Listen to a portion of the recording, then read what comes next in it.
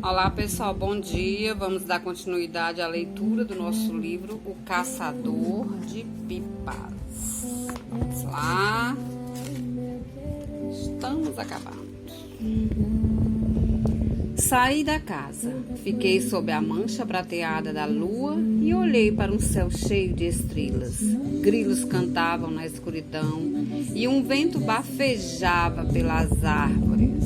Alexa, pare, cancele.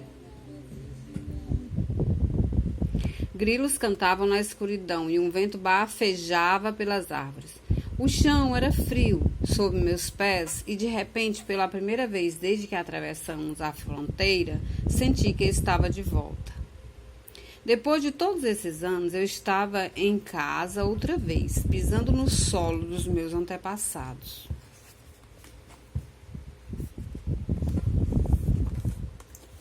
Só um minutinho, já arrumar bem aqui. O solo em que meu bisavô se casara com a terceira esposa, um ano antes de morrer, numa epidemia de cólera que atingiu Cabu em 1915. Ela lhe dera, afinal, que suas duas primeiras mulheres não tinham conseguido um filho.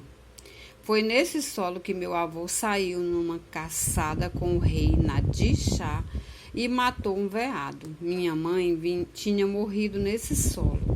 E nesse solo eu lutei pelo amor do meu pai. Recostei-me em uma das paredes de barro da casa. A afinidade que subitamente sentia pela terra me surpreendeu.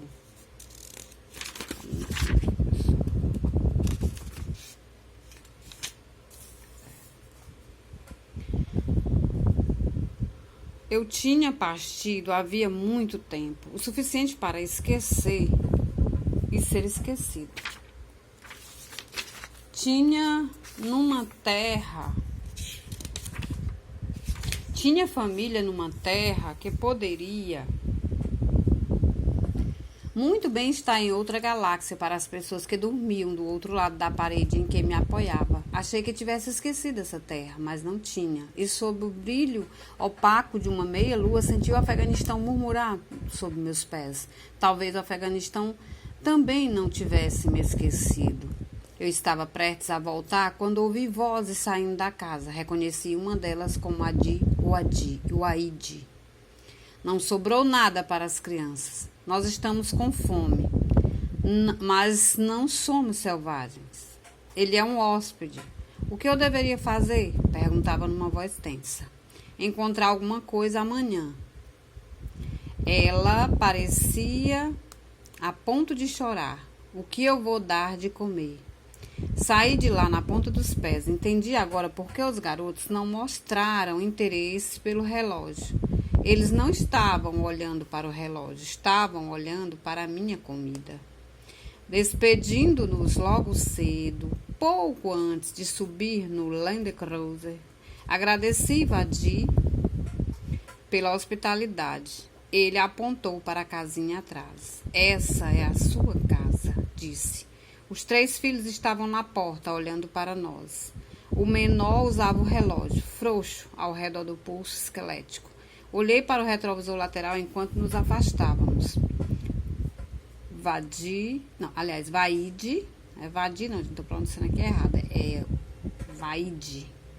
Vaide estava rodeado pelos filhos na nuvem de poeira levantada pelo jipe. Passou pela minha cabeça que, num mundo diferente, aqueles garotos não estariam com fome demais para correr atrás do carro. Mas cedo, naquela manhã, quando verifiquei que não havia ninguém observando, fiz o que tinha feito 26 anos atrás. Coloquei um maço de cédulas amassadas debaixo de um colchão.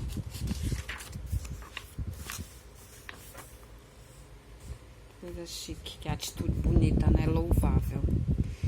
Bem que Farid me avisou mesmo, mas no final das contas acabou desperdiçando suas palavras. Estávamos percorrendo a estrada esburacada e sinuosa que liga Jalalabad a Cabu. Desviando sem esforço dos buracos no meio da estrada, semi-destruída, Farid parecia à vontade. Estava muito mais falador desde nosso pernoite na casa de Vaide.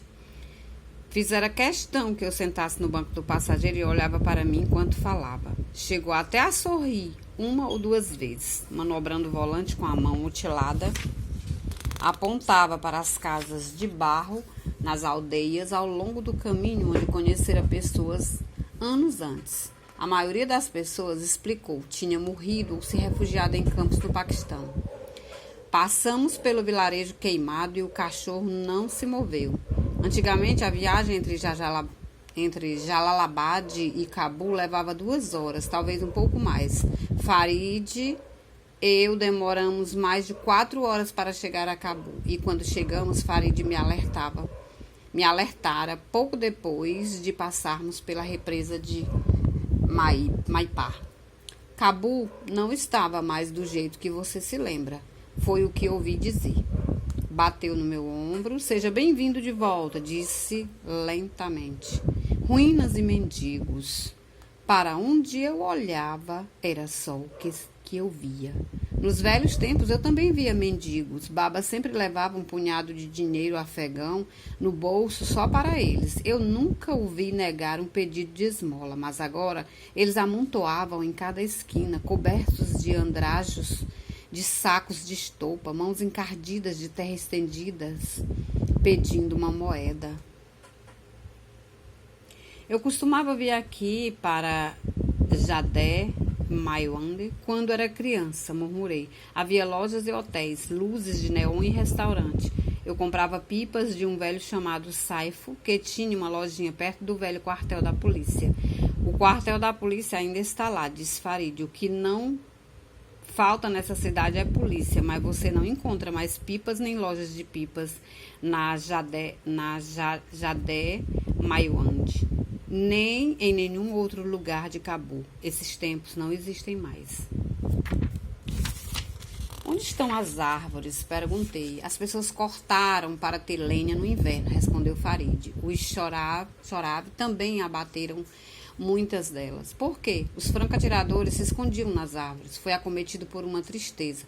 Voltar a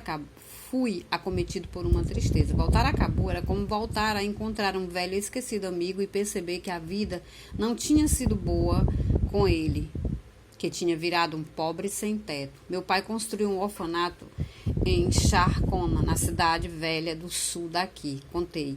Eu me lembro desse orfanato, observou Farid. Foi destruído há alguns anos. Você pode estacionar? Perguntei. Gostaria de andar um pouco por aqui. Farid parou perto da calçada, numa ruela secundária, perto de um edifício abandonado sem portas. Aqui era uma farmácia, disse Farid em voz baixa quando saí do jipe.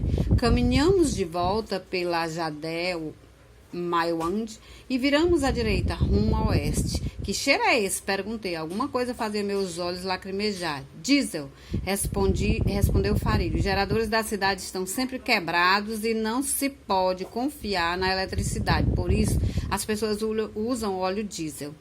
Diesel, lembra qual era o cheiro dessa rua naquele tempo? Farid sorriu e respondeu. Cabob de cordeiro, completei. Cordeiro, diz Farid, saboreando a palavra na boca. As únicas pessoas que ainda comem cordeiro em Cabul são os talibãs. Ele me puxou pela manga e, por falar neles, um veículo se aproximava de nós. Patrulha barbada, sussurrou Farid. Era a primeira vez que eu vi os talibãs. Não os tinha visto na TV e na internet em capas... Não, já os tinha visto na TV e na internet, em capas de revista e em jornais. Mas agora eu estava aqui, a menos de 15 metros deles, dizendo a mim mesmo que o súbito gosto que sentia na boca não era de um medo puro e límpido. Dizendo a mim mesmo que meus músculos não tinham subitamente encolhido nos meus ossos, que meu coração não estava disparado. Lá vinham eles, em toda a sua glória. Meu Deus. Qual é o seu problema? Disparou Farid. O quê? Nunca os encare. Você não entendeu? Nunca. Foi sem querer, expliquei. Seu amigo tem toda a razão, Aga. É a mesma coisa que cutucar um cão raivoso com vara curta. Mantenha os olhos em seus pés quando os talibãs estiverem por perto, disse Farid. O seu amigo dá bons conselhos, interveio o velho mendigo. Deu uma tossida e cuspiu no lenço sujo. Desculpe, mas pode me dar alguns afeganes? Arquejou. Bas, vamos embora, disse Farid puxando pelo braço. Você sabe onde ficou o orfanato Kartché? Perguntei. Não é difícil de achar. Fica logo depois do Boulevard Darulhan.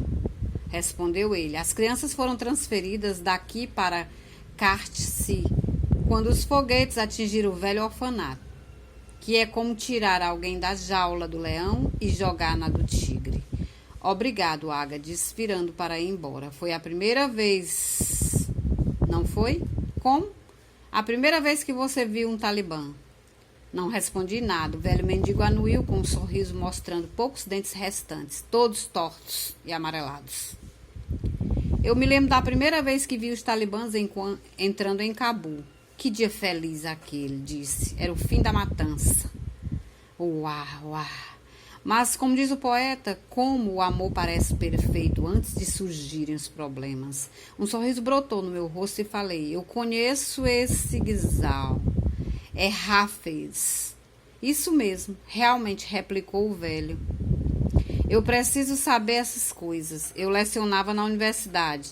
É mesmo? O velho tossiu e disse, de 1958 a 1996. Dava aula sobre Hafez. Kaiwan, Rumi, Beidel, Jami, Saad.